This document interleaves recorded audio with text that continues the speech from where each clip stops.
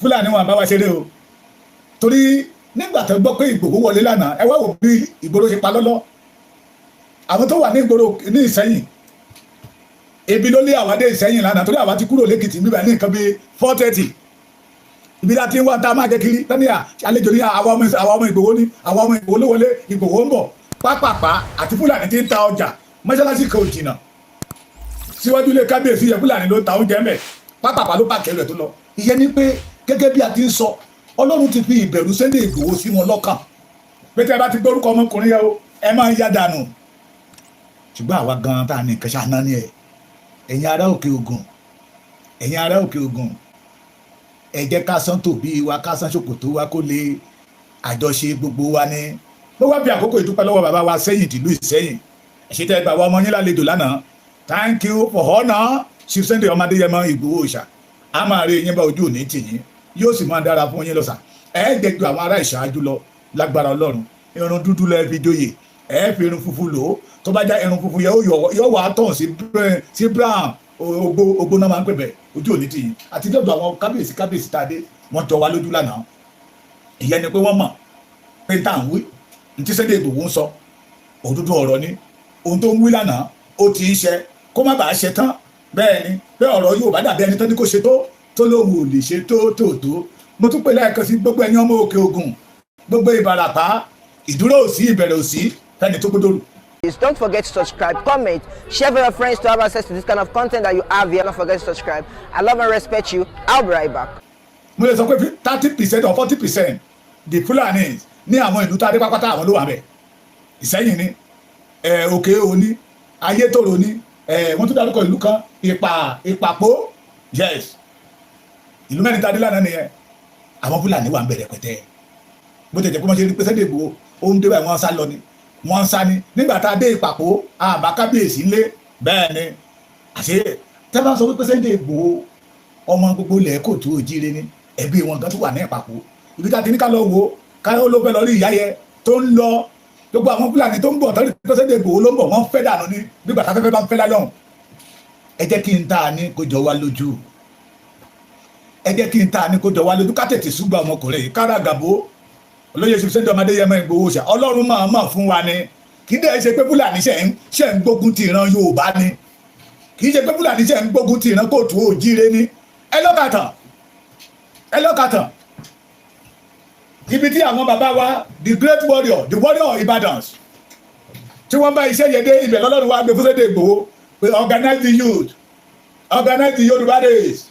to flush the Fulani out of our land àwọn bàbá wa ló gbàlejò ọ̀nà o tó dogun sí wa nígbà yìí so ibi táwọn bàbá yẹn bá ṣẹ́ dé lọ́lọ́run mọ̀ pé ìyà táwọn ará bíbá yìí fi jẹ wá o tó gẹ́ ògbé Sunday Ìgbòho dìde gẹ́gẹ́ bí mo ṣe máa sọ Ìgbòho sọ pé òun fẹ́ gba bílíọ̀n he did not request for 20 billion let us do it together òun ò lè ládùn lẹ́ẹ̀kan máa jẹ Yorùbá ń yà bó tẹ̀ jẹ́ pé àwọn kan sọ pé ó fẹ́ tòṣèlú ni òṣèlú ni they called me 2-3 weeks ago ẹni yẹn ní kí jẹ́ kẹjọ ṣiṣẹ́ pẹ̀lú olóṣèlú mo ní mi ò ń ṣe olóṣèlú mo lọ ọmọ Sunday Ìgbòho ni mí ó ní mo ní ọmọ sẹ́jọ́ òmẹni tó pè ní bàbá Èkìtì ó ló mọ mo ní òmẹni tí mo ń tẹ̀lé òmọ tí mo gbé dání how to flush the enemy of the Yorùbá out of the Yorùbá land so ọmọ lẹ́yìn Sunday Ìgbòho ni mí ńgbà tó ń wíru tẹ̀mí ń wíru mo blọọkù wèrè dànù owó máa tán ọ̀la wa lójú bí a bá dẹ̀ ṣe lénìí ló máa determine bí ọ̀la wa ṣe máa rí it is because our forefathers wọn parí iṣẹ́ tó yẹ kó parí wọ́n kàn lé wọn padà àwọn tó kù díẹ̀ láàrin wọn wú ogun yẹ tí gbogbo jẹ́ wọn ló wá so tó di wàhálà sí wa lọ́rùn yìí so ó yẹ kí ìran Yorùbá tó di òní káwú tí gbogbo kí ọjọ́ alẹ́ wa kó bá lè ládùn kó bá lè lóyìn and mo ti máa ń pariwo ti pẹ́ those people came out tẹ́ ń pariwo regional government wọ́n fẹ́ gbá yín ni o ẹ̀yin àgbà Yorùbá lẹ ní pátápátá là ń fọ́jú kùmọ̀kùmọ̀ là ń dẹ̀tẹ̀ ojú àpọ̀ ọ̀fọ́tẹ̀ ìjà ní mú wá wọ́n fẹ́ gbá yín ni o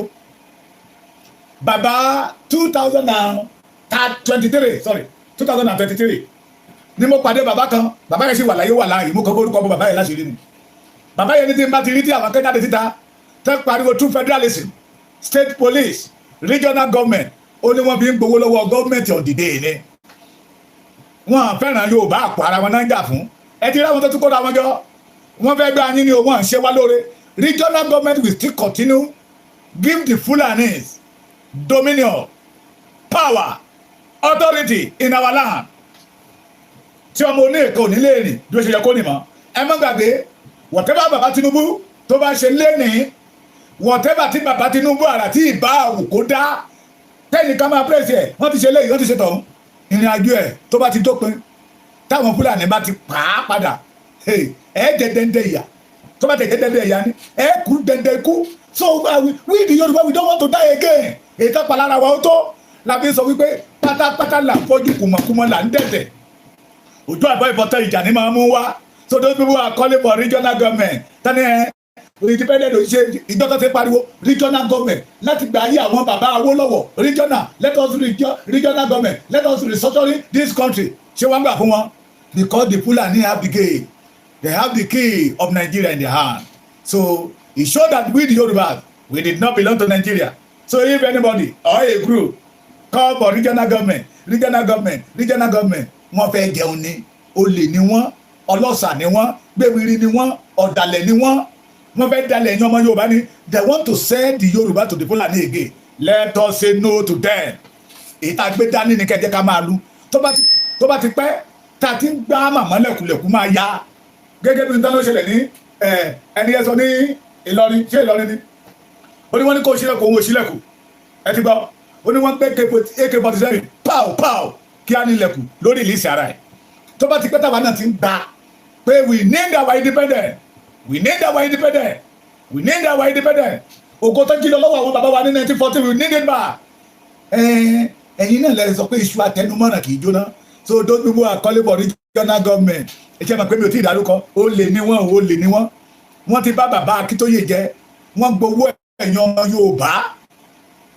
Wọ́n bá Sunday Igboho jẹ́. Wọ́n gbowó Sunday Igboho. The majority owó tẹ́lẹ̀ ẹ̀dá bàbá Akíntóyè ló ná. Owó tí bàbá Akíntóyè ò rí sójú àwọn ló ná. Ó lè ní wọ́n nígbà tá a sì rí wọn tú. Ẹ̀ ń gbọ́ mi bí? Tẹ́sán pé ókè ẹ̀yin gángan ló lè. Ọlọ́run lè pa bàbá Akíntóyè lọ́wọ́ wọn. Àwọn ń bá wọn pàdé nílé Sunday Igboho ní Kútọ́nù dáadáa. Ṣé ẹ mọ̀ pé mi ì tí ì dárúkọ? Ẹ dẹ̀ mọ́mọ́ tẹ́ ẹ ní o. Ẹ mọ́mọ́ tẹ́ ẹ ní. Tẹ́ ẹ bá jáwọ́ owó tu. Ó lè ní wọ́n fẹ́ jalè ní o. Wọ́n fẹ́ jalè ní o. A mọ̀ wọ́n. Wọ́n Sunday Igboho wọ́n tògótò Ìbàràpá ní àkọ́kọ́. Tó fẹ́ lọ fún Salisu ní ultimatum.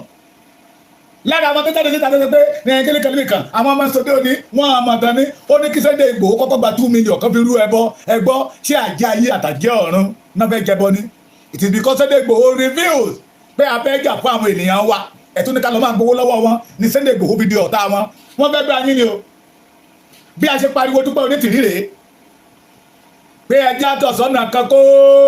eléyìí ìrájì kò ní nǹkan kan lọ́wọ́ ẹni ìrọ́lá pa àìmọye ọmọ wa tó wà ní Agodi nìbàdàn lénìí.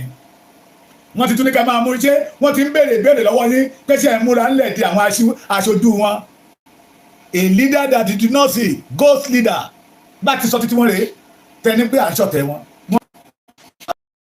Ẹjẹ́ gbárùkù tí the Fulani sọ fún wa wípé ọlọ́ọ̀lọ́mọ Allah ló gbé Boko Haram lé wọn lọ́wọ́ to continue the Yorùbá land. Ọlọ́run ló dẹ̀ gbé Sunday Igboho kalẹ̀ fún wa to defend the Yorùbá land. Pẹ̀lú àwọn iṣẹ́ táwọn bàbá wa ṣe gbẹ̀yìn kan bá jáde we need regional government wọ́n fẹ́ gbà yín ni o. Ẹ kíyèsára ọmọ Yorùbá there is ní ìkórìtà tá a délé ní in the situation of Nigeria to today bí ènìyàn kan in the situation of Nigeria to today bí ènìyàn kan bá ń pariwo regional government olè ọlọ́ṣà apààyàn kidnapper ni Boko Haram ni Mèyétí ṣé kí n pé ní pé Mèyétí Yorùbá ni Mahmuda Yorùbá ni àgbàbà ni wọ́n fẹ́ gba yín ni wọ́n fẹ́ bọjọ́ ọ̀la yìí jẹ́ ni because the regional government of nowadays á dàbí ìgbà tí ènìyàn bá sign death warrant ẹ̀ fún ara ẹ̀. Gbogbo wa láti gbọ́ tí Fúlàní kí oríkì ara wọn ní ìwó olódò ọba ọmọ àtẹwọ́ àtẹni gbowó ìgbọ̀rẹ́ àbí tó ń kíra wọn bẹ́ẹ̀. Ìkan kíra ẹ̀ ní pé òun lọ́mọ Ìṣẹ̀yìn ẹgbẹ́ dímẹ́kọ wọ́n níbo ni ọmọ bo ni bàbá ẹ̀ oní Kánò wọ́n níbo lọ́mọ ìyá ẹ̀ oní Kánò. Ẹni tó béèrè lọ́wọ́ ìpínlẹ̀ Fúlàní oníbẹ̀ ní oníbọ̀tì Ìṣẹ̀yìn náà bí òun sí. So if you say that we need regional government today somebody like that ó lè dọ̀là kó ló fẹ́ contest for councillor or chairman local government lẹ́bọ̀ àwa ní orí ọ̀fẹ́ tó mọ́ Fúlàní the more ọ̀bọ̀ nílẹ̀ wa náà wíìkì ọjọ́ wa the regional notorious kidnappers ẹ má gbà fún ọmọ Yorùbá èyí tá a gbé dání ẹnu ẹni la fi ń kọ méje ojú gbogbo wa fi yẹ kó là pé we did not belong to this country pé we are not one in everything we are not one don't allow them wọn fẹ́ gba yín ni o back to my topic.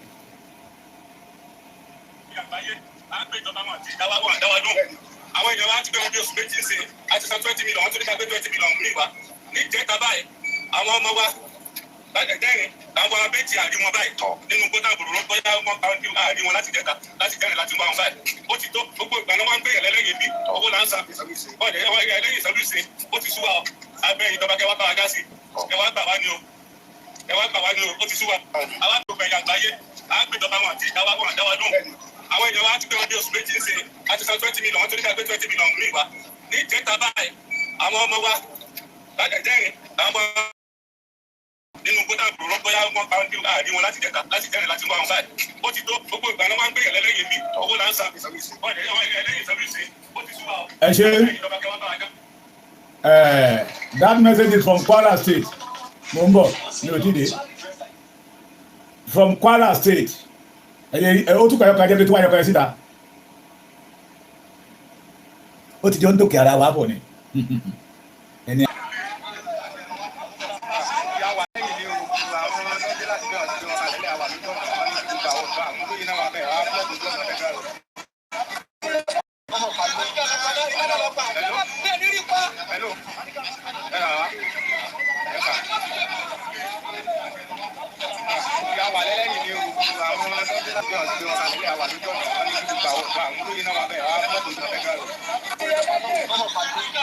Yes, this is from Omuara Road today.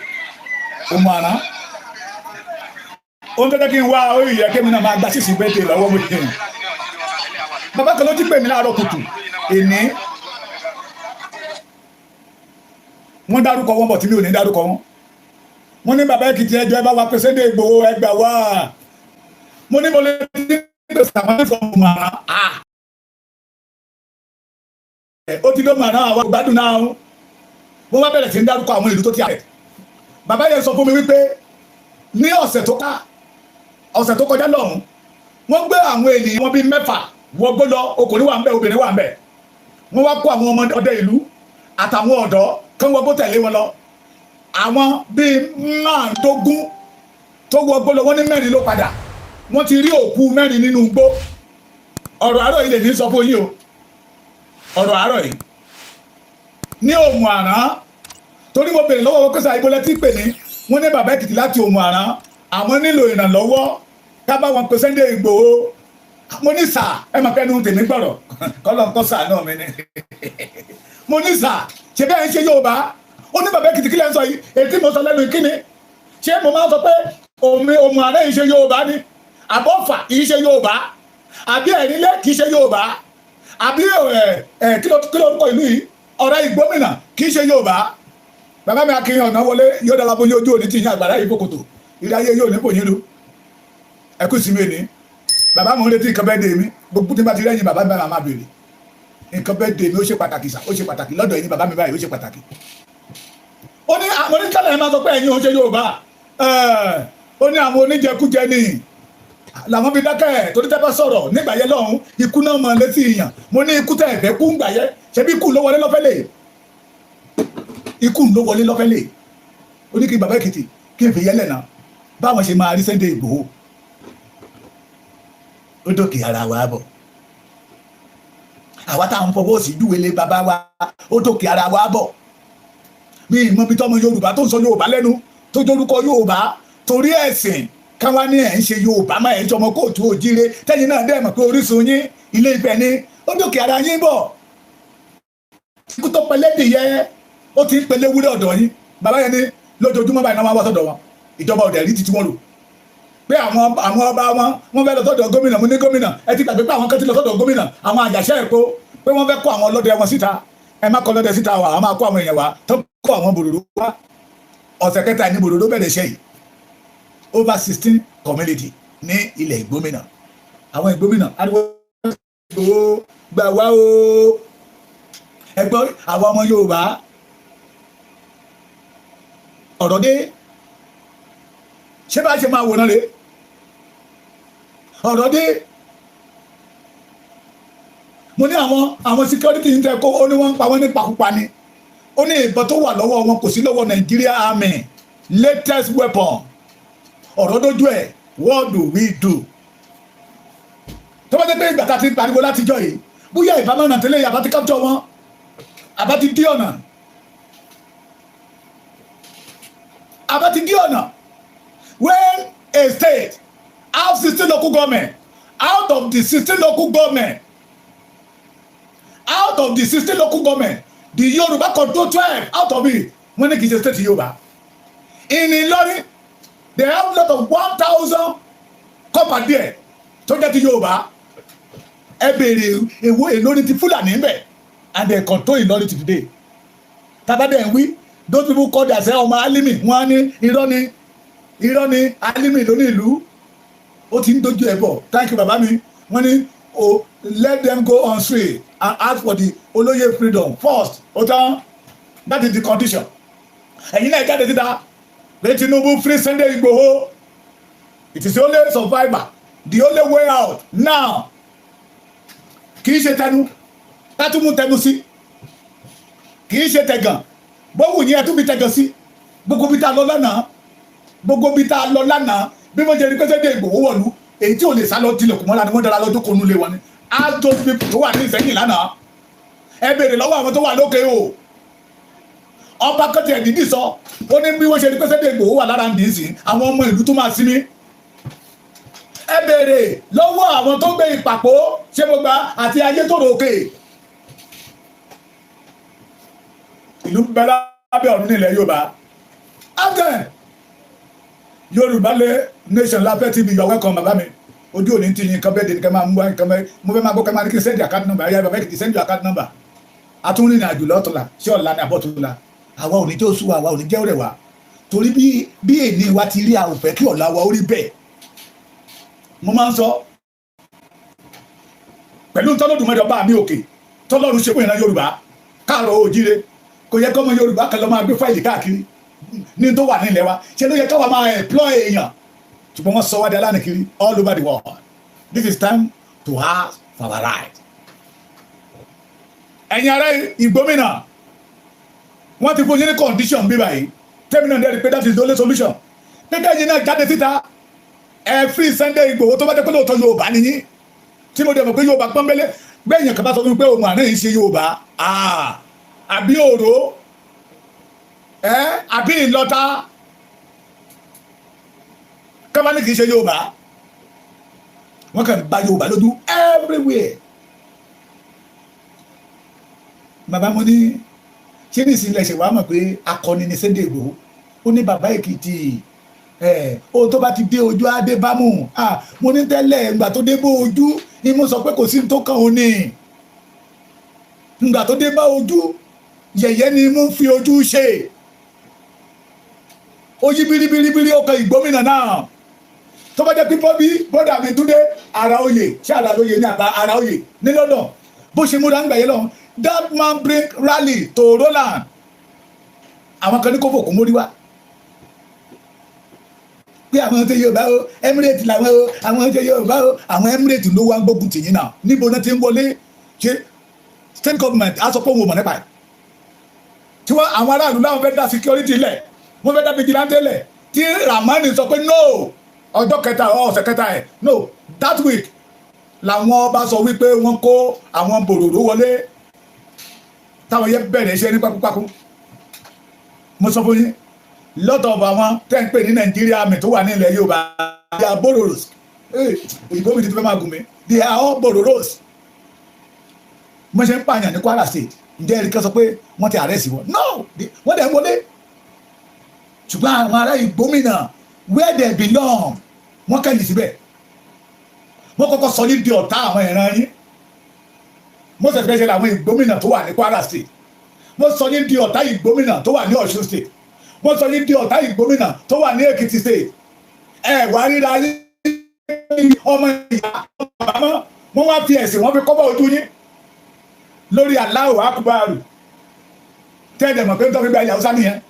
lèmi fi pariwo látijọ́ yìí pé ikú tó pẹ́lẹ́dì yẹn must not kill eléwúrẹ́.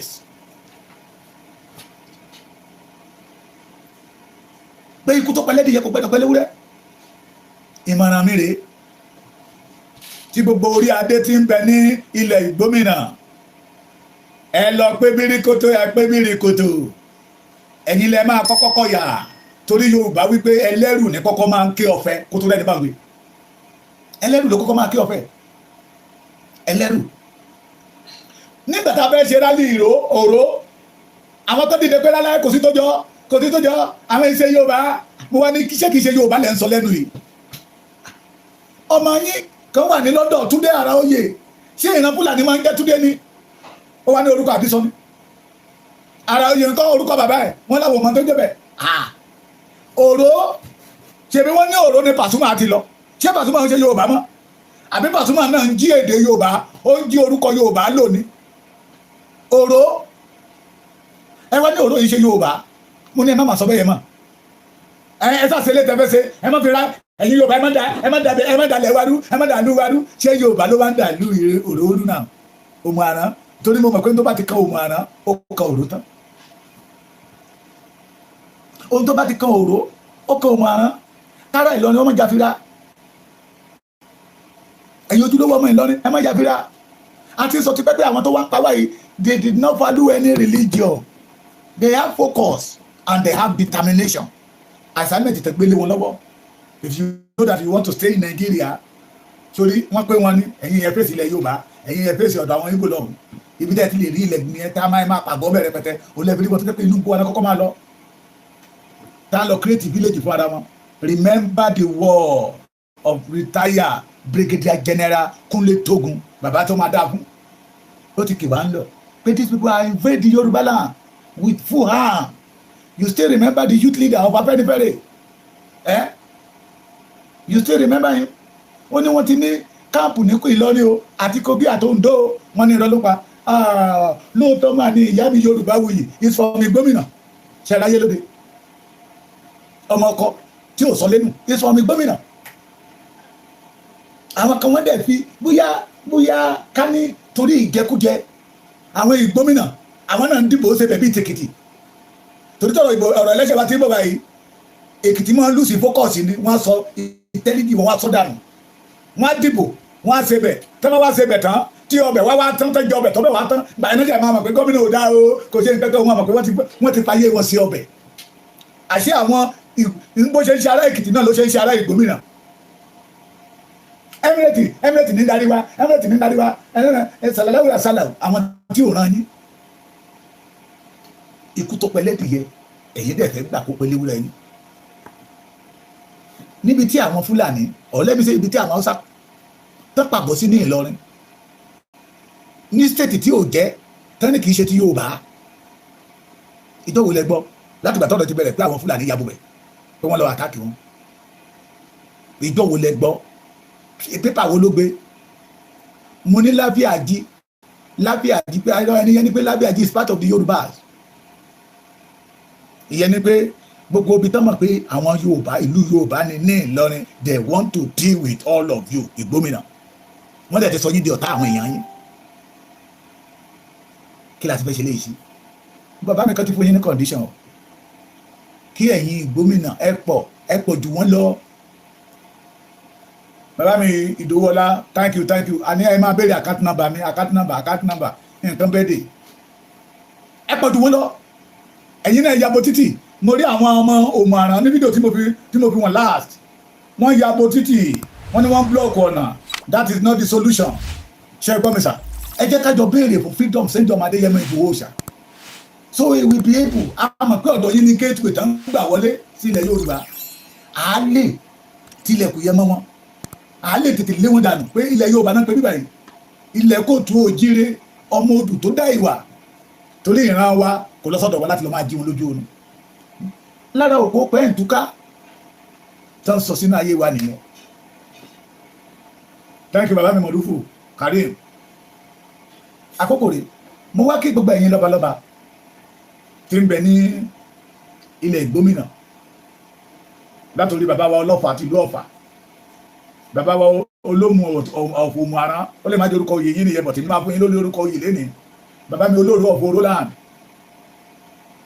bàbá mi ọba ńlá ọ̀fọ̀ ọba ńlá land, ẹ kóra yín papọ̀, have a great meeting. Mo tún wá bí àkókò ìpè bàbá mi Onírìṣà Àtàláàfin Ọ̀yọ́, ọba Akíìmù Ọ̀wọ́ Adé Ẹlẹ́wù Ẹ̀tù, bí ẹ ṣe máa paná rògbòdìyàn tí ń bẹ ní ilẹ̀ Ìgbómìnà. Tó bá jẹ́ pé lóòótọ́ agbé yín kalẹ̀ fún ìran yìí, tó bá jẹ́ pé lóòótọ́ aṣíwájú ilẹ̀ Yorùbá lẹ́yìn méjèèjì, bàbá lẹ jẹ́ fún ìran Yorùbá. Àwọn bàbá mi ọba Ìlá, torí àgbàlagbà ní yín sà, pé ó kàn yín ni o, torí ara Ìgbómìnà tán dáná tán finá mọ́ lọ́wọ́ ní Ìlá Ọ̀ràngún wà, torí ìtẹ́jú di mímọ̀ fún wa pé ẹ̀yin gangan ní ẹ́kọ́tà Ìgbómìnà.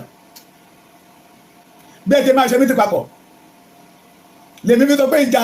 àgbà nà mí bí ọ̀gá nà yí bí ọ̀gá kì í ṣe orú àkókò tá a wà yìí. Ìgbésẹ̀ tí ẹ máa gbé bàbá Ọ̀wọ́ Akíìmù Ọ̀wọ́ Adé àti bàbá wa Onírìṣà olórí aládé gbogbo ilẹ̀ Yorùbá di number 1 citizen, bí ẹ ṣe máa ríra yín lẹ́yọ̀ kan, bí ẹ máa pè méjì lọ́balọ́ba ní bí ẹ lọ́ máa bá àwọn èèyàn wa ní Ìgbómìnà, they are part of us. Olóṣèlú kàná ló fomi ọbẹ̀ ló fi kó wọn ní búrẹ́dì lọ. Wọ́n ti wá rí pé àwọn náà ń ṣe ara wọn, wọ́n ti wá rí pé afẹ́fẹ́ ti fẹ́ wà, wọ́n náà ti rí wá rí ìfúra adìyẹ kó yàtọ̀ síra wọn, wọ́n ti wá rí pé fàlí yàtọ̀ sí fàlí. Hey, all the royal fathers in Yorùbá land, ìyẹn máa ń sọ wípé tẹ́ bá rí ọba tó níyì láwùjọ tó ń bọ̀ tán ṣe kábíyèsí o, kábíyèsí kádé ó pẹ́ lórí o, kí bàtà pẹ́ lẹ́sẹ̀, ẹ ṣe kábíyèsí o. Ìlú máa tòrò máa ní, tí ìlú bá tú iyì ọba á lọ. Ẹ má jẹ́ kí ilẹ̀ yìí ó tú. Fúlàní want to tú ilẹ̀ Yorùbá and they have backup of Sultan of Sokoto. Ilé bíbí sọ pé mi mọ ìpàdé ọlọ́jà pẹ̀lú asínwín. I don't know ìbáṣepọ̀ ẹ̀yin àti Fúlàní, ìbáṣepọ̀ ẹ̀yin àti Emir, ìbáṣepọ̀ ẹ̀yin àti Sultan Sokoto, tí àwọn ọmọ ẹ̀ ń pa ìran yín, tó ń pa àwọn ọmọ títí yín, tó ń fún wọn ní word of encouragement, tó sọ pé you fight Almighty Allah. This is Oodua TV Watch. Don't forget to subscribe, comment your opinion, like, comment and share so that other people can get access to what you enjoy on our channel. Thank you. We love you.